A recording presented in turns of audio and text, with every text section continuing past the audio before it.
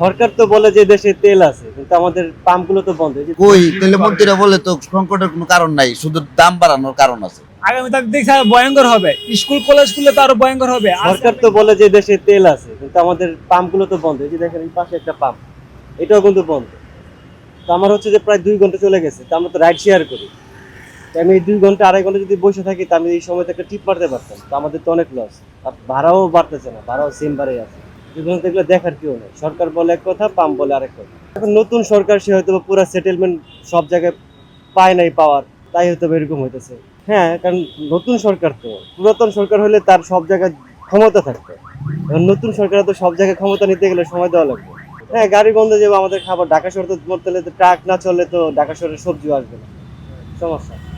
মানে লোকালি গ্রামে তেল পাচ্ছে না, যার কারণে মোটরসাইকেল বলেন গাড়ি বলেন সবাই শহরমুখী হচ্ছে। এই কারণে এই শহরের পাম্পগুলোতে আরো বেশি চাপ, কারণ শহরেরও আবার সবগুলো পাম্পে দিচ্ছে না। তো 2টা 4টা পাম্পে যদি দেয়, 10টা পাম্পের কাজ তো আর 2টা পাম্পে করতে পারবে না, তাহলে তো চাপ হবেই, এটাই স্বাভাবিক না।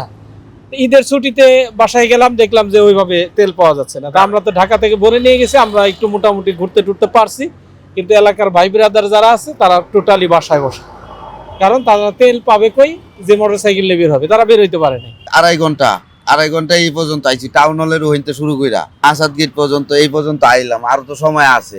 আর মন্ত্রীরা বলে যে পাম্প বন্ধ নাই, ওই যে মন্ত্রীরা যেদিক দিয়ে ঢুকে এই পাম্পই বন্ধ, তাও ঈদের দিন, ঈদের আগের দিন থেকে বন্ধ, ঈদের দিন থেকে শুরু হয়েছে বন্ধ।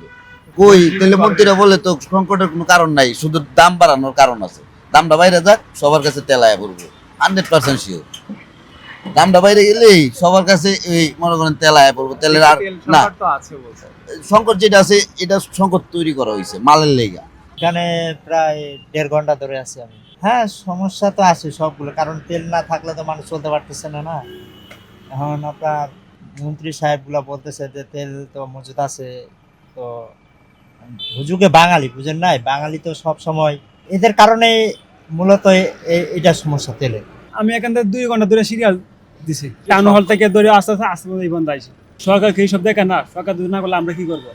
শুনলাম তেল গাড়ি আসতেছে, পাম্পে তেল দেয় না, অনেক পাম্প বন্ধ, গাড়িগুলো অনেক পাম্প বন্ধ, আসলে অনেক পাম্প বন্ধ।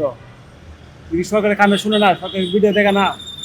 আগামী তারিখ দেখছি আরো ভয়ঙ্কর হবে, স্কুল কলেজ খুললে তো আরো ভয়ঙ্কর হবে। আজকে আমরা এখানে সিরিয়াল দিছি, স্কুল খুলে গাড়ি পার্কিং করবে কোথায়? রাস্তা পুরো জ্যাম লাগে পড়বে।